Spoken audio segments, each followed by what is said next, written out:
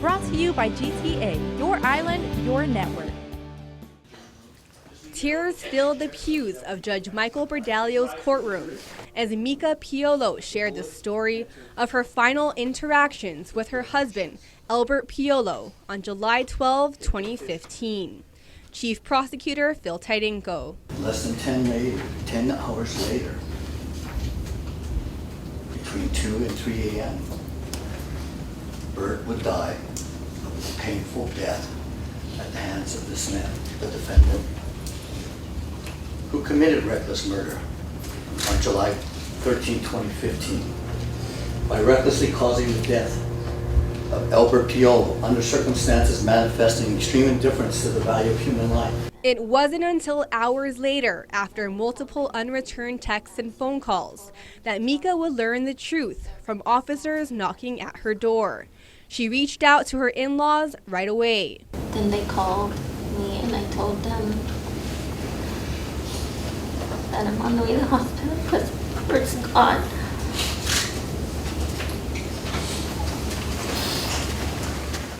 But while the prosecution alleges Piolo died at the hands of a drunk and belligerent Torre who shot Piolo in the chest, defense attorney Jay Arreola paints a very different picture, saying Piolo shot himself because of problems with an extramarital affair of 3 years.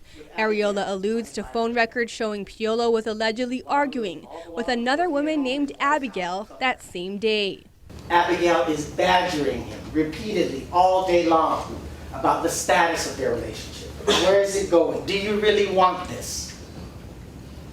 Bert's wife had caught him about a week earlier and told him to stop texting her. Clearly, Bert was caught between his emotions. Piolo's wife testified she was unaware of any affair, although she does recall a text between Piolo and a woman the week before.